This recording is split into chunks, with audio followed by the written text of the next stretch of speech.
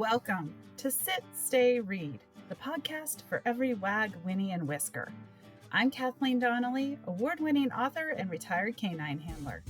Each week, I chat with novelists about the bond we share with our furry friends and how they inspire stories. Grab a coffee, get cozy with your favorite pet. It's time to sit, stay, read. Welcome to the inaugural episode of Sit, Stay, Read. And I'm so excited because for our first episode, I have a very special guest with me today, none other than the award-winning author, Margaret Mizushima.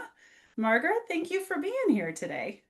Oh gosh, thanks so much for inviting me. I've always been a fan of your books, and also you have helped me so much with the narcotics detection dog part of my book. So it's just wonderful to be here today. Thank you very much. Well, thank you for coming on, and you have been a help to me as a mentor, not just a good friend, but a mentor and helping me on this writing journey. So I appreciate it. I want to let our listeners know that October 14th, I have that date correct, right? October 14th, Dying Cry comes out. Yes. Okay, and that is the 10th book in the Timber Creek Canine series. That's right. Book number 10. We've been at it now for about 10 years. That's amazing. It is wonderful. And we are going to do a special episode later on this fall for that book specifically. This episode, I thought to kick it off, we could go back in time and talk about the books that started it all in the Timber Creek Canine Mystery series. So if anyone out there doesn't know Margaret, make sure you start with book 1, Killing Trail. Book 2 is Stalking Ground, and book 3 is Hunting Hour. And while you can read the books on their own, it's best to just buy them all and read them in order, don't you think? I think that helps with the backstory that unfolds throughout the first 8 books for sure. Definitely, definitely. So part of that backstory is with your main character, Maddie Cobb. And I was thinking about it today. I would love to know more about who or what inspired Maddie, where she came from in your imagination, and now she feels so real. I feel like that she is actually out there helping patrol and keep our communities safe. So I'd love to know a little more about Maddie. Well, Maddie was definitely inspired by a whole slew of things that have happened to me in my life. The person who helped me the most with her character is a retired canine handler named Beth Gady. I met Beth, I think back in around 2010, when she had retired from handling canine dogs in Bellingham, Washington, and moved back to Colorado. And she let me shadow her while she helped train dogs for AKC tracking.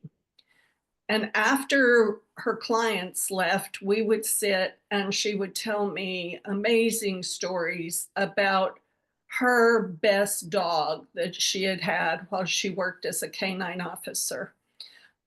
His name happened to be Robo, which was the big inspiration for the Robo character. I asked Beth if I could use that dog's name, and she said yes. Now, Beth didn't have the same backstory that my Maddie Cobb character has. Maddie has a lot of baggage, and she was raised in foster care in Timber Creek after her family separated one night when she was 6 years old. And she actually called the police when her father was beating her mother, and she thought her mother was going to be killed and most likely would have been. So that kind of is the beginning of the story with Maddie, and then it unfolds in the subsequent books, and we learn much more about her history during that those books. I think Maddie might have been inspired somewhat with my work as a speech therapist, because I worked as a speech therapist for almost 25 years. And during that time, often saw children who um, were in the system and had been neglected or abused and had speech and language uh, delays, primarily from neglect. And so that type of history, I think, came through when I was designing the Maddie Cobb character. That's so fascinating, and she's so realistic, so that makes sense that you had some of that come through from your work and history. I'm curious, when you were meeting with Beth and watching the tracking work, did you already have in mind that you wanted to write a book with a canine, or I also know you're a fellow dog lover, were you just out enjoying watching them work? At that point, I had decided that I needed to have a canine officer in my books, and I was thinking about it being a female canine handler. I had already decided that I wanted to have a veterinarian in the books. And so Cole Walker had already kind of sprung onto the page, and I was working at developing his character. But I decided that veterinarians typically didn't have murder mysteries that they needed to solve very often, if ever. Although I have a story in my background about that too. But I decided that it only made sense to me to have a canine handler as another protagonist for the books. And so I ended up with the two human protagonists who I decided to make them become a love interest, as well as Cole being the veterinarian for Maddie's dog, Robo. So Robo is kind of a character in the series too. So there are three Yes. protagonists for this series. He really is, and we're talking about the human characters first, but being Sit, Stay, Read, we will definitely talk a bunch about Robo and what inspired him. I am curious, you kind of said you had a story about maybe there is a murder investigation. Will we ever see that story come through your books, or is that something you want to share? I'd be glad to share it. It happened years and years ago when my husband is a retired veterinarian, and he practiced outside of Wellington, Colorado for decades. There was a man who was his client who we had some problems with. And my husband was trying to collect money that this man owed. And he ended up sitting outside of his property waiting to talk to him. It never worked out. And maybe I'm kind of glad for that, because later this man moved to the Grand Junction area, and we heard through the news that he had killed his wife, Oh my shot her, gosh.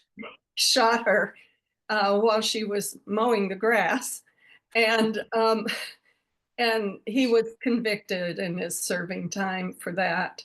Um, we didn't realize at the time what a dangerous person he was, or Charlie might not have tried to collect that bad debt quite so vigorously. I guess you never know. Wow, that's something. That's something. So we'll talk just a little bit more about Cole, and then we'll move on to Robo. But I love how sort of your experience being married to Charlie, a veterinarian, has influenced Cole's character. Do you want to talk a little bit about that and the two daughters Cole is raising and his amazing housekeeper? One of my favorite characters, Mrs. Gibbs. Sure, I'd love to talk about Cole. I knew from the get-go that I needed to create a series that had a veterinarian in it. I had experimented with quite a few manuscripts prior to writing Killing Trail, And there was always a vet that would pop up in these books that will never see the light of day. But I decided right on that people seem to love watching veterinarians work. Whenever we would ride, we being me and my children, whenever we would ride with Charlie to a stable call or to a farm call, a lot of times people would come to watch him work. And I thought, well, I think that people will enjoy reading about the work that a vet does. But Cole isn't just what? Animal candy. He, he also has things that he does in the books to help investigate and solve the case. So every book has to have something Cole finds, something Maddie finds, something Robo finds, and then we have a detective named Stella Lasasso who also finds things, and they put it all together to solve the case. Sometimes the reader gets in on what Cole is finding prior to what Maddie learning about it. So the reader can often spot some of the things that Cole is going to tell Maddie later that will add to the case. So I had this veterinarian that I decided to put in, and to kind of sweeten the pot, I had to give him some baggage too. So I had Cole set up as a newly divorced father whose wife had left him because he was a workaholic. And she not only left him, but she left the whole family. Now, later in the series, kind of realize why she might have done that. But she didn't take her kids with her. And Cole is on a very steep slope trying to learn how to single parent. He is also taking care of his busy practice. So he does what my husband actually did, and he brings the kids to the clinic and teaches them jobs to do for him at the clinic. So, yeah, that works out great, except that Cole is a solo practitioner, and so he gets called out at night quite a bit for emergencies. And yes, that was also the way we worked in our family. Fortunately, I had a job where I worked only daytime hours, and so I was there to take care of the kids. But Cole's sister, Jessie, who's an attorney from Denver, does find a live-in housekeeper for Cole. He has a 9-year-old and a 15-year-old. And so this housekeeper really has to be there before and after school. And she needs to be there at night if Cole gets called out on emergencies. Now, don't you know, I would have loved to have had that kind of help at my house during those years we were raising children, but I didn't. So that came clear out of my imagination as the perfect world for a veterinarian and his wife. Mrs. Gibbs, I no one inspired her. She just leaped right out of my imagination, but she's a lady from Ireland, and she has a daughter and granddaughters of her own living in Denver, so not in the Timber Creek area. And she just came into their life to kind of smooth things out for Cole. So it's been fun to have these characters with different accents in the books, and they are available also in audiobooks. So the narrator that I have for these books is just super, and she does a great job with the different accents. Oh, that's awesome. Yes. I have not listened. I'm not a huge audiobook listener, but I But would love to listen to yours because it would be fun to hear that Mrs. Gibbs accent coming through and all the characters. So Oh my gosh. And yeah, I know as a horse owner and a dog owner that it seems like it's always the middle of the night that we're calling our veterinarians. So many Yeah. thanks to Charlie and you and your family for all those years of responding to those calls. I know it's to whoever he went out to, it was always really important. And Well, you yeah, bet. And that was a big part of his practice. So taking care of clients and their daytime needs as well as their emergencies. yeah. Yeah. Yeah, it's not an easy job. I commend anyone who does it. So, well, let's talk a little more about Robo because I know our listeners are going to want to hear more about him. He is a black German Shepherd and he's a dual purpose dog. What else would you like us to know about Robo? I mean, he's amazing. We love him. I did sort of fashion him after Lassie, from when I was a child, before your time. You might have seen some of those I did. I episodes, did. though. Yep. Yeah, yeah. They're still hanging around on various networks. Um, the other thing that inspired those that particular dog and his skill set were the stories that Beth told me about her dog Robo. Couple of things came to mind. One was that she often took him to regional dog trials where canine officers would get together from the region and Okay. compete in various skills for their dogs. And the dog that won the whole competition was called the top dog. And I Okay. was able to see one of these competitions in Las Vegas one time. But Wow. Robo reportedly had won several top dog recognitions while he was working. The other thing that comes to mind is that he he was trained to backtrack a fugitive's trail. So if Mhm. police caught someone that they suspected had robbed a jewelry store or something like that, but the fugitive didn't have anything on him at the time he was caught, so there was no proof. They could bring in Robo. He could take that person's scent and he would backtrack the trail and often find the stash where this person had stuck away cash or um, jewelry or whatever he had stolen. And so they could get the goods on the bad guys that way.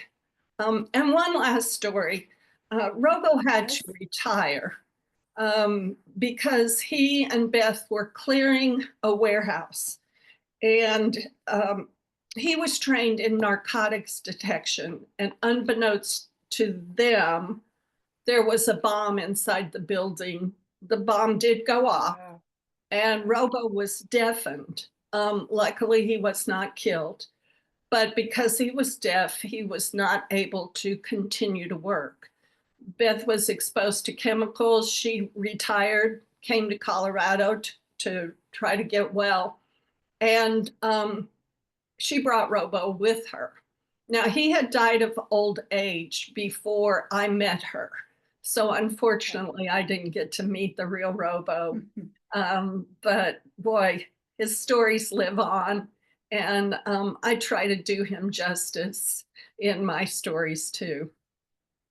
I think you do. And I love that you put in realistic canine work into all your books. It makes it really, as a retired canine handler reading them, it makes them fantastic because it's obvious you know what you're talking about. You've done your research and you even did a little bit of search and rescue training yourself. Back in the day when I was in my 30s, that was a few years ago. That was just last year, right? Right. Yes, my husband and I trained an Australian Shepherd and a Rottweiler, two of our dogs that we just happened to have in our pack at the time. And we went to a county search and rescue training group. So I was able to observe all of those different dogs and the way they would set about finding the target that was hidden for them to search for.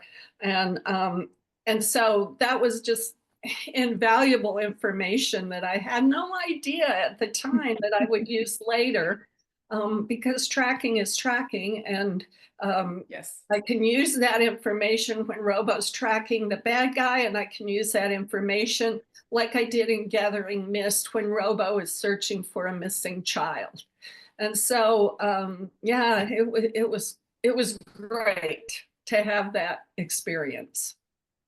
Yeah, yeah, that had to be fantastic and so fascinating. And I would imagine you've told me this, so hopefully it's okay to share that part of the reason you and Charlie decided to take on that training was because of a missing child in our Colorado area. And did that play into Hunting Hour and Gathering Mist as well? I mean, obviously Gathering Mist, you use the search and rescue, but in Hunting Hour, one of Cole's daughters, uh, something happens to her. I don't want to spoil everything, but I'm Oh, curious that's if, okay.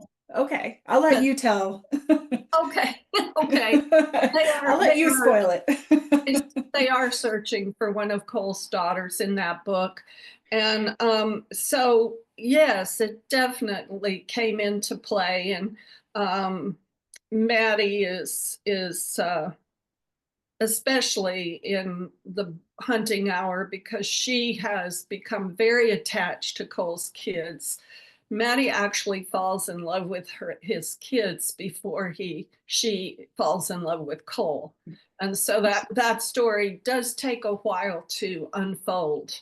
Um, but yes, I did use that experience for both books, and that kind of inspired the plots for both books. Yeah, yeah, it's really fascinating and to know about that case here. It's interesting to read it as someone who knows a little bit about the case that inspired all that. So all of this has come together into now almost 10 books, into heart pounding, page turning, great mystery reads. Do you want to give us a quick overview of what's up next with Dying Cry, book 10, and then maybe what's happening after that? Oh, yes. In Gathering Mist, Book 9, Maddie comes out to Washington State, which is where my husband and I moved after his retirement so we could be closer to family.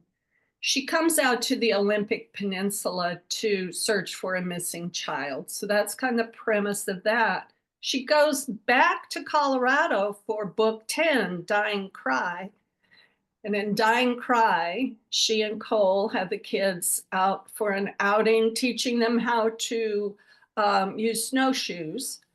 And they hear a cry reverberating in the canyon that they're in. And lo and behold, Maddie and Robo find the body while Cole takes the kids back to the resort to get help. It turns out to be one of Cole's friends, and she is investigating that murder. And there is a trail of greed that brings danger to their property. And so I really enjoyed writing that book and feel like it has a very scary climax and gave Maddie some new things, new challenges that unlike any she's ever had to weather before. And so hopefully people will really enjoy book 10. Oh, I think they will. I've been lucky enough to have a little sneak peek of it, and it's fantastic. So I look forward to talking about it more in depth in a few months here. It's not that far away. It'll be October before we know it. It will So be. It will be. yeah, That's for sure. yeah. Well, as we wrap up, where can readers find you? Or where should they I have connect with a you? website. I have a Great. website, and that is margaretmizushima.com. It's MargaretMizushima.com. I'm also on Facebook, and I'm on X. I'm on Blue Sky as well, and Instagram. And I have a newsletter if people would like to keep up with the latest news about the books and some news about my life and what's going on with my husband and I in our new neck of the woods out here in the Pacific Northwest. And you can sign up for that on my website. Fantastic. Well, thank you so much for joining me again for our very first episode of Sit, Stay, Read. It has been a pleasure having you on. Oh, thank you. It's been my pleasure for sure. Well, thank you so much. And everyone, again, it's the Timber Creek Canine Mystery Series. And start with Killing Trail, and then you have a whole bunch of books to read from there. And Die and Cry will be out October 14th. So, Margaret, thank you so much. Thank you. Thanks for joining me today.